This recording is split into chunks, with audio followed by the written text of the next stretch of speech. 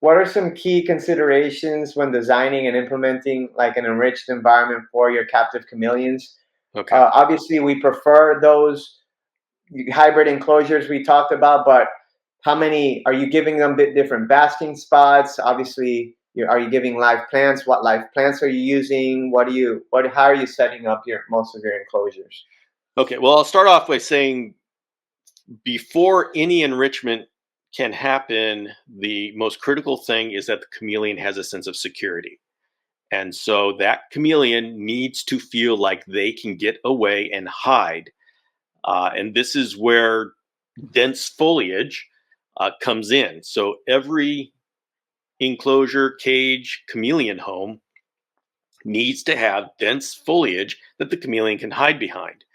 One of the biggest dangers or mistakes that people fall into is what I call the picture box mistake, where you look at the cage and it is a beautiful cage with all this living plants and the chameleon right in the front, but there's none of those plants that the chameleon can get behind. It looks beautiful to us and it looks Yeah, like there's all sorts of plants to us, but to the chameleon, they can't hide. They are always on display. So it's not just about putting a bunch of plants in the cage, it's about arranging them so the chameleon can get behind them. You should only see your chameleon when they decide to come up and hang out at the basking area, like the top 9 inches of the cage. Should be open for basking, UVB, and all that wonderful stuff. And then the middle third of the cage should be a thick jungle. And yeah. that One, way, well, I was gonna say one of the plants we use here a lot, especially for all like the smaller species, Jacksons, carpets, is I forgot the scientific name, but they call it umbrella plant here, yeah, and it's Schefflera just arboricola. yes, exactly, and that's That's a a good great. one. We've had a lot of we have a lot of success with that because it gets really bushy, especially outside here, and they could hide Florida, in yeah. plain sight. Yeah, And pothos is a great one. We've used pothos. I mean, you go look at the one back behind me. That's a special pothos. That's a Cebu blue, yeah, so it's a little bit.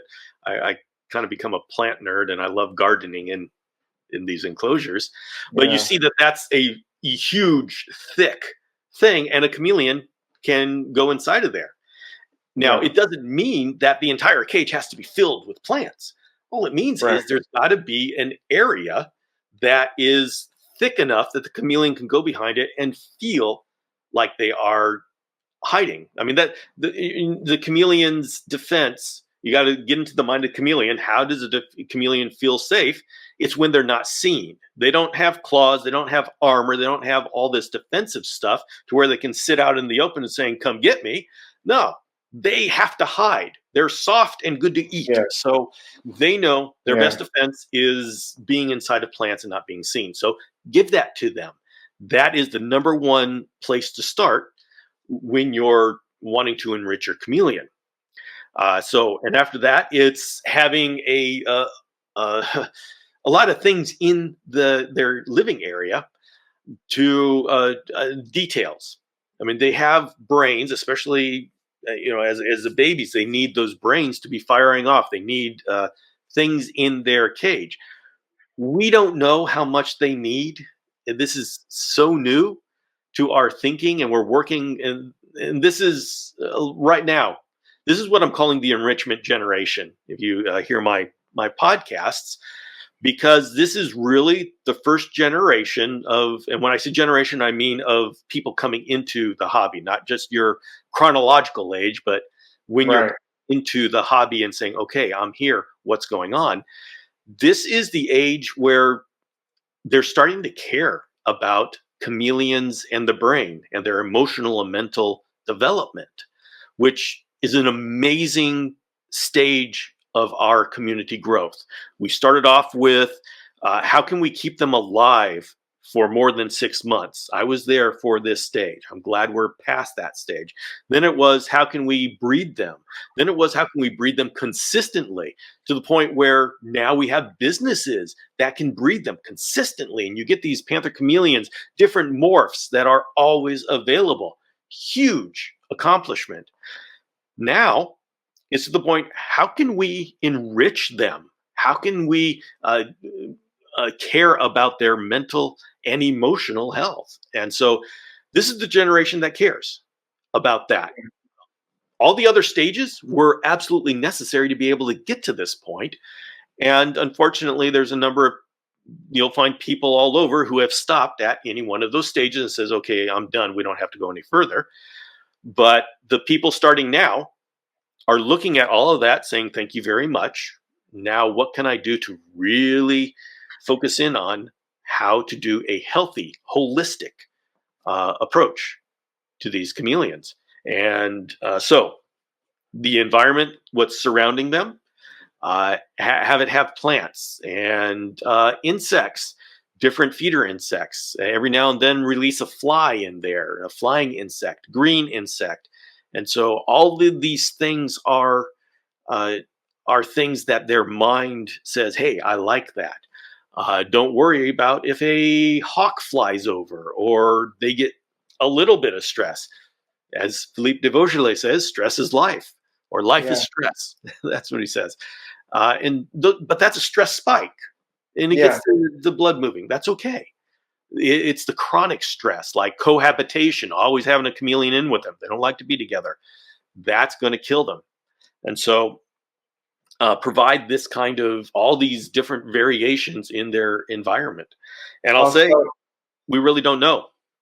Yeah. Also, obviously, you touched on the different insects. I was going to say that, but creating different environmental factors, like, for example, I forgot who I heard say this once, but it's like, one day the lights don't have to turn, the heat lamp doesn't have to turn on. You could just have it rain all day. Or if it's a little bit colder, you don't necessarily have to, like, put some heat on it. You could have them go through a little bit of these different environmental changes, and they could ultimately be good for the chameleon. Yeah, and one thing I'm looking into is the dry season. What happens during the dry season? Yeah, we know it's harsh on some chameleons, but it provides 6 months of rest for a lot of chameleons. And so that's half of chameleons' life that we really haven't paid attention to. So having annual seasonal changes is something that we can do. We can, I'll be very careful when I start talking about this, but there are some chameleons that do not show a whole lot of fear about humans. And so we can actually have some sort of enrichment that has interaction with human beings. Now, I know, okay, let us stop. A lot of people are saying, well, wait a minute, Bill Strand says that we should not be touching our chameleons, not holding our chameleons. And yes, Bill Strand does say that. But there is some interaction that you can do with your chameleons, some chameleons, as long as they are always in control and they can always escape. They're not trapped. And one thing that I am doing right now is, and anybody wants to follow along on my vlog, I have a daily vlog at 5 a.m. on YouTube, and I talk about how I'm training one of my shamrock chameleons to ask for silkworms. And what I do is every time he comes up and perches on a branch that is out in the open, so it's not like a place that he would be to feel secure, once he perches on that branch, I always give him a silkworm. And so I am working on, see, this is part of the taming. The first thing is getting them okay with your hand in the cage. Then it's getting them excited to see your hand in their cage. And that's when they know, okay, we got good stuff. And I wanted to take it a step further to where they ask for my hand in their cage. And you notice in all of this, it's not grabbing him. It's not putting him on my arm. He is 100% always in control of any interaction. And so this is a healthy approach. And this can be, I think I would argue that this could be a part of enrichment. They're using their brain. Anytime they're using their brain, that's enrichment.